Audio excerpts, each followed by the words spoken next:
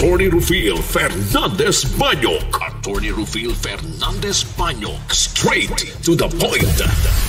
O karon, ania ang inyong anchorman.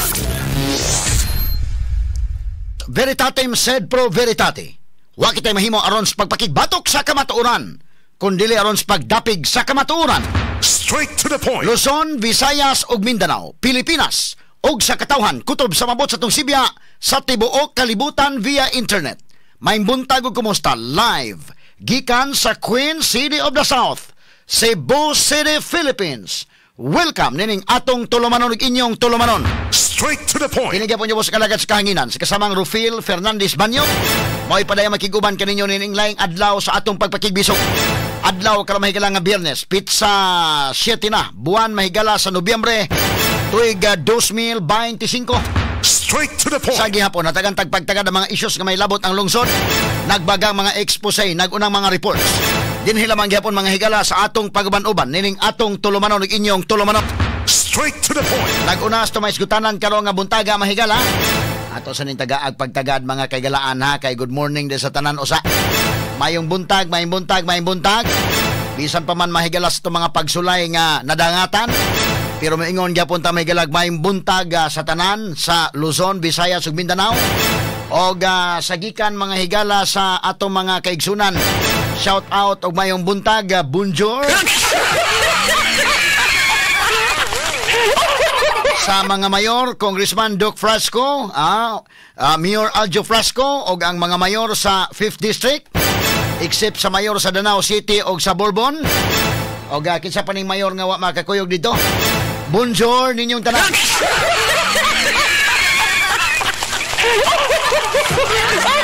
Unsa may pag-pronounce anday bonjour, bonjour, ha? Bonjour, bonjour, lisod tag-pronounce ning French. Ay.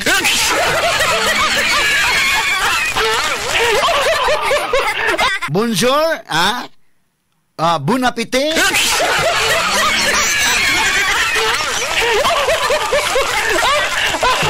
Unsa pa ning uban nga mga pulong dito sa kwan? Mga French nga pinulungan. Good morning, Duke Frasco. Bonjour, bon appétit, merci beaucoup.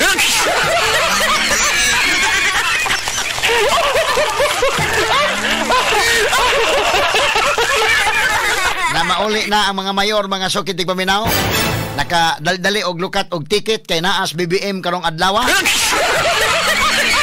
Ano lang iniganhin nila may gala nga na ang presidente naapod sila.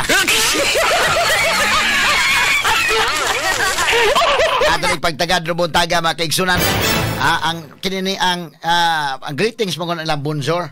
Pero good morning na bonjour. Ini kagabi na san bonsoir.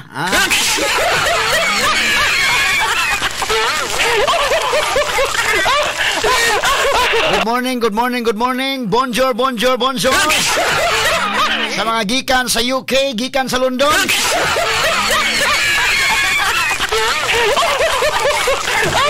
Kaingon mo na sa sana all.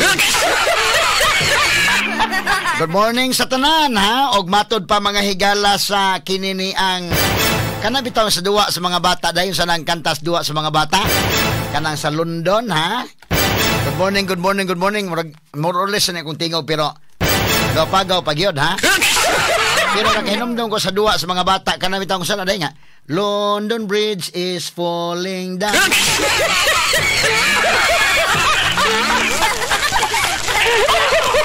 Good morning. Bonjour. Sa mga mayor sa 5th District. Labi na nga tong Congressman Duke Frasco. London Bridge is falling down.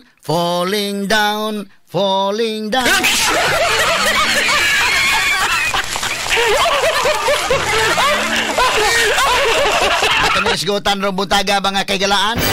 Atong i-discuss karon buntaga, sultihin na lang inyong mga tao diha.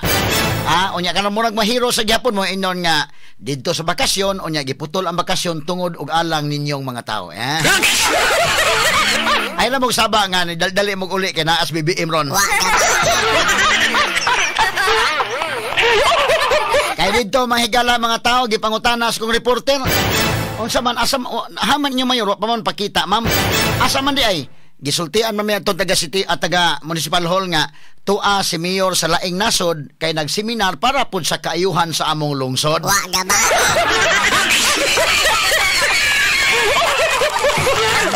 Oya karon di aman ako ang kopya sa letter of authority. Di bebe ato ni tagag pagtagad mga sukit tig paminaw ha kay di aman tay kopya mga kaigsunan lisod basag kaayo og kananaang dili nato ni makuan ning kopya bebe di araman dili nako mga higala kining maong kinini ang travel authority no be di araman kining authority to travel kay basta gobyerno ka mangayop kag authority to travel di aman ako mga higala ang travel authority na makoy kopya dire personal gyud nga lakaw. Pero patuohon ang mga tao mingon nga wa ang atong mayor, wa ang congressman kay tuan nagseminar sa laing nasod para pod sa kaayuhan ra pod nato sa atong lungsod.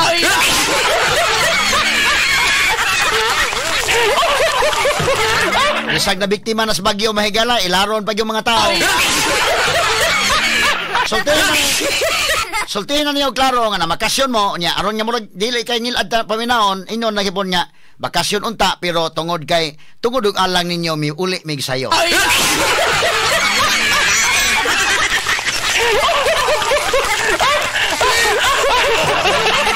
Nga tanong pagtagad Lubuntaga mahigala sa atong pagbanuban usab nining atong tulumanon ug inyong tulumanon. Straight to the point. Bonjour. Bon appétit, merci beaucoup.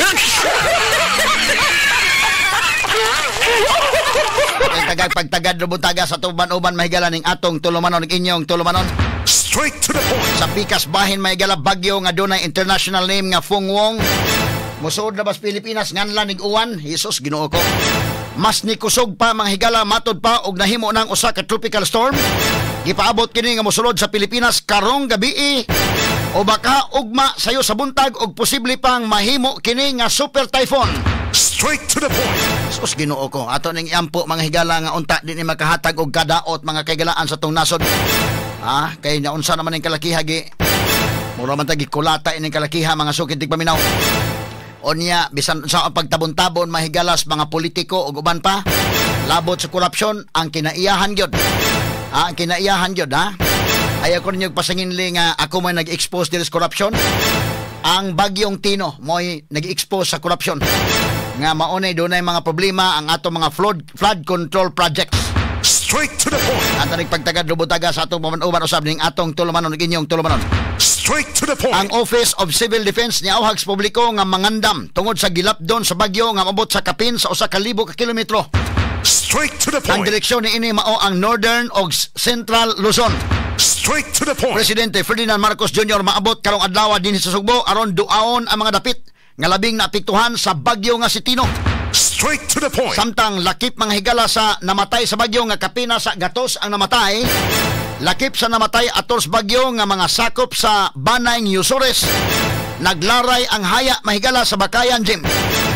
Human ang patayng lawas sa 11 sa 13 kanila nga napalga na. Nga gianod sa lain-laing mga lugar. Straight to the point. Katanig pagtagad Lubuntaga mahigala ang luoy kay mga bata mga sukit tig paminaw. Samtang alang ni Governor Pamila Barcuatro manubag ang angayng manubag sa gihulagway nini nga kapakyasan pagpatuman sa epektibo nga mga flood control project sa gobyerno. Straight to the point. Katanig pagtagad Lubuntaga sa panuman usab ning atong tulumanon ug inyong tulumanon. Straight to the point. Og unya mga kaigalaan si Secretary Vince Dizon. Straight to the point. Gibutyag mga higala nining mga anomalosong flood control projects. Sa bag-uhay lang mga kaigalaan kung imong kwentahon tanan niabot na 50 billion tanan. Ang gibubo nga flood control mga higala nga proyekto dinhi sa Sugbo. Straight to the point. Ato ning pagtagad Lubuntaga giduso na ni Secretary Dizon ang kumpletong listahan sa mga proyekto sa Sugbo ngadto sa Independent Commission for Infrastructure aron kini masusi. Straight to the point. Ani klarohon taniha Independent Commission for Infrastructure ug ang Senate nga mo investigate klarohan ninyo na Dia ang grabing baha sa Sugbo, dia ang nangamatay sa Sugbo. Unya kamo adto gid mo imbestigar sa Davao. Straight to the point. Murag wa na ta magkadimao ini, perti na gyung yabaga ni, nilikoy na gyung maayo ni. Straight to the Now, point. kung gusto mo imbestigar sa Davao, wala imbestigaran ninyo, walay problema, Pero ayaw palabiin pamulitika. Ala, kung mamulitika mo sige, kung bati dito sa pamulitika, ang Davao may targeta. Pero ayaw po kalimti taong Sugbo. Yagi tala may kataw-kataw may higala kay maklaro gyud ang inyong target ba? Ang paglikoy maklaro gyud. I hope si Lacson nga maong roy mahigalay chairman, nabalik pagka-chairman sa Senate Blue Ribbon Committee. Dugay na asahin sa Sugbo kana si Lacson nakasabot mga higala unsa sitwasyon Sugbo. Straight to the Si point. Tito Soto mahigala nga may presidente karon sa Senado. Nga kaliwat Sugbuanon mga sukit tigbaminaw na sayod yun. Ayaw kong inyong piyong-piyongan lang ni Sugbo ron. Straight to the point. Katanig pagtagad butaga sa tumuan uban usab ning atong tulumanon inyong tulumanon.